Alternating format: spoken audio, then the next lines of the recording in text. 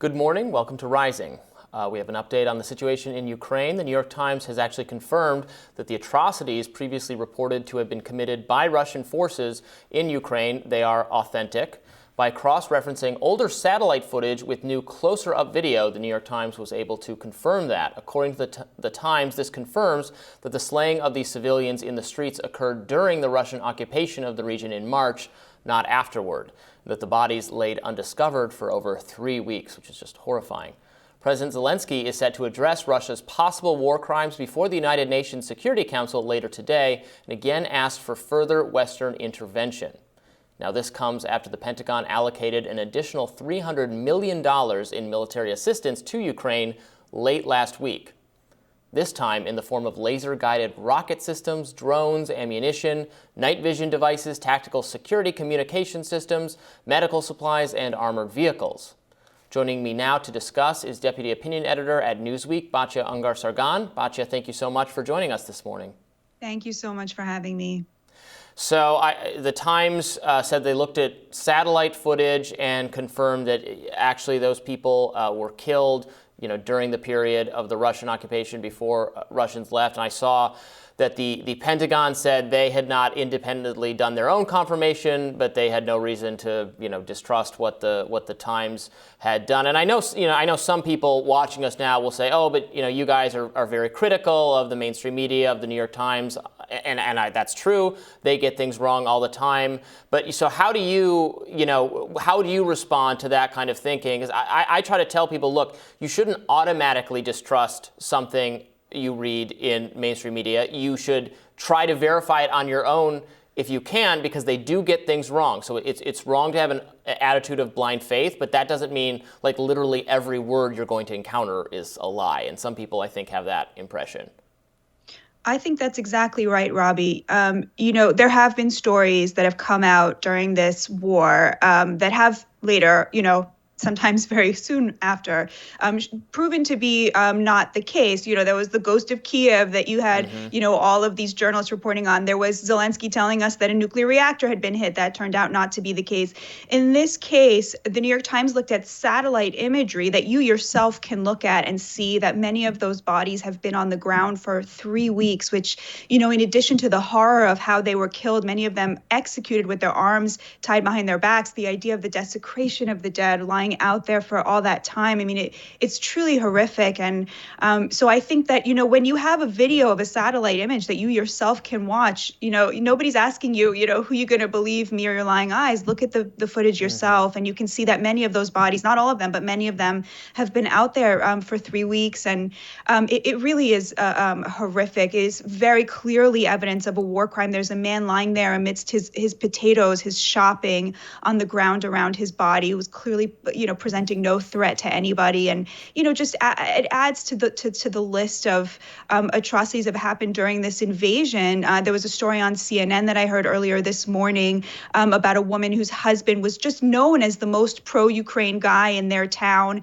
The Russians, rounded him up, tortured him, and killed him. He was a school teacher. So we're hearing more and more stories about that. And I agree with you, Robby. I agree with viewers who are saying, the mainstream media has gotten a lot of this wrong. That is true. But you can verify a lot of this. You can wait for a minute. You can halt your own emotional response and say, okay, what is true and what is not true? And I think even then, there is still another question of, and what should we do with this, given that we know it? I think there is still a reasonable debate to be had about that. What do you think, Robby? Yeah, right, absolutely. And you can say, I'm looking at this. It's horrifying.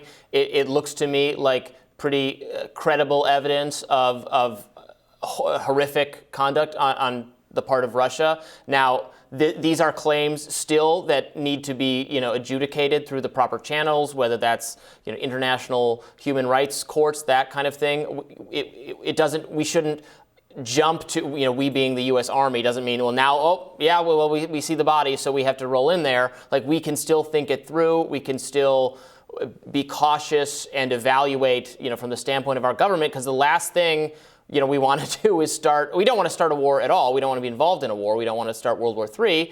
And we don't want to do it under pretenses that end up being wrong, because it's the fog of war. It's confusing.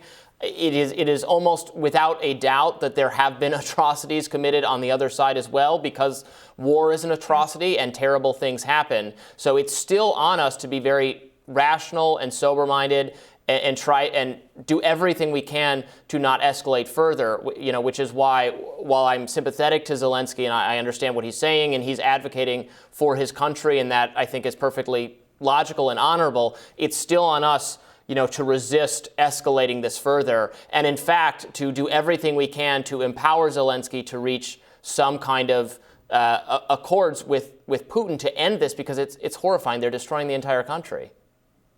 Yeah, I couldn't agree with you more. Right now there's a lot of pressure being put on President Biden, who has called this war crimes, to call this genocide. And the White House has resisted. And I think that is accurate and correct. I mean, not every instance of even mass war crimes makes a genocide. And in fact, a lot of the people who were killed in Mariupol are ethnic Russians. And so I think it really doesn't make sense to call that any kind of genocide, right? I mean, the Russians aren't, committing genocide against Russians, right? They are committing war crimes and atrocities during a war. But I think that it is really important to resist always going, escalating, right, even in our rhetoric to the next degree. I think the White House has shown remarkable restraint given how much bipartisan pressure there is to escalate in this case. So I think, there's a lot to criticize President Biden about. But in this case, it seems that he has made a decision about where the line is in terms of what we should be doing. And it seems to me that he's doing what you are recommending, which I agree with as well, which is empowering President Zelensky to the best of our ability to autonomously, to whatever degree, to take on this Russian invasion and defend his people. Well, and it's interesting that you mentioned, the genocide term, because to me, that shows how some in modern liberals can only talk about conflict in terms of racial conflict and ethnic conflict. And of course, that's sometimes right. There is tremendous racial and ethnic conflict throughout history and across the globe, but not, every time two countries are at war,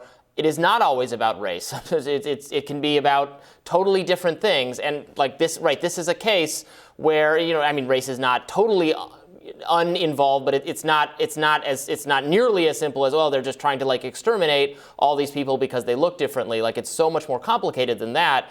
And to, it's our own lack of awareness or knowledge, or just trying to, kind of observe every conflict through the only lens or the only way we have to look at these things right now.